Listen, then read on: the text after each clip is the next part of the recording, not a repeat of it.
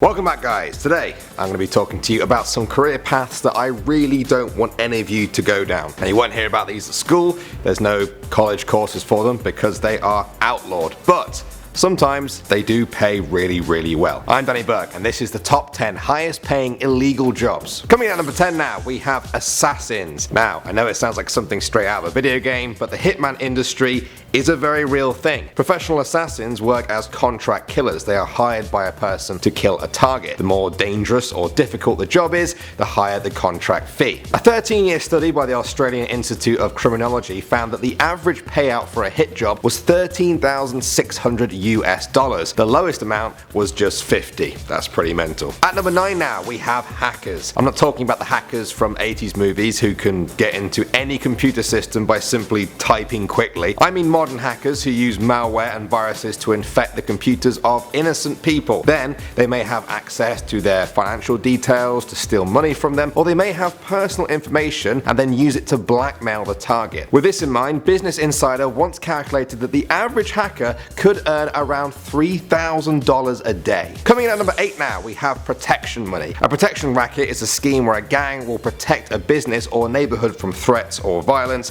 as long as you pay them. This is a classic technique used by mafias all over the world and can be very profitable. Although they always protect their clients, the clients also know that they will suffer violence themselves if they refuse to pay up. The bigger the racket, the more the protection money. Alright, moving on to number 7 now, we have con artists. Confidence tricksters are any people who make money by gaining the trust of someone only to then steal something valuable from them. Way back in human history, this may have been with simple magic tricks or basic fraudsters, but modern con artists have fried a lot bigger fish. Examples include Frank Abagnale. He made $2.5 million forging checks. He posed as a pilot to get free flights. He pretended to be a doctor, a lawyer, and even a teacher. When he was thrown in prison, he escaped by pretending to be an undercover prisons officer. When it comes to con artists, the pay limit is really only limited by their own craftiness. Coming in at number 6 now, we have prostitution. It's no secret that what they call the oldest profession in the world has a lot of money involved. If you don't know what prostitution is,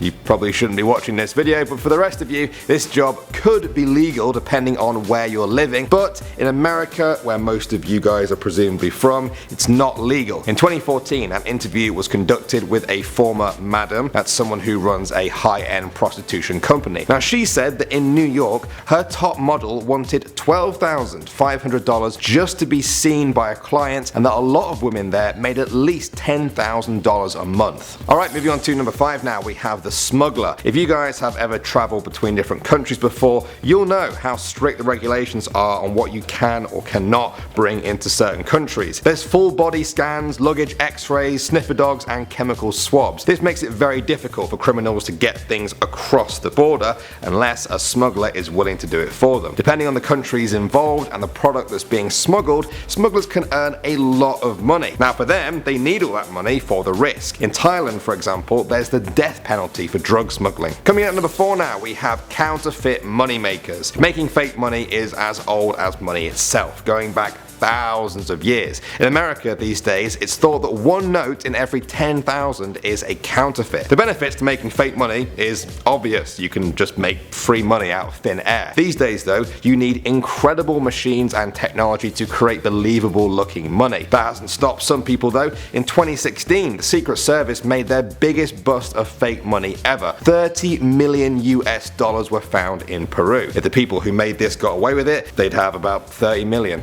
I guess. Next up at number 3 now, we have poachers. The illegal wildlife trade is worth tens of billions of dollars. In large parts of Asia, there is a demand for the body parts of endangered animals for traditional medicine, and throughout the world, people still want trophies of these rare animals. On the black market, raw elephant ivory goes for $2,142 per kilogram, while rhino horns can fetch over $60,000 per kilogram. A raw tiger skin could sell for over $130,000. $100,000. This means that poachers who are prepared to hunt these endangered animals could pull in a lot of blood money as long as they don't get shot at or arrested on the job, which I kind of hope they do. Coming in at number 2 now, we have a bank robber. I'm not talking about the old Wild West bank robbers here, I mean the new breed who can pull in millions from a single job. In 2005, the Banco Central burglary took place in Brazil. A gang posed as landscapers working near a bank and then spent 3 months digging a 256-foot tunnel underneath the bank. Then, on one weekend, they tunneled up and stole $70 million from the bank. $70 million!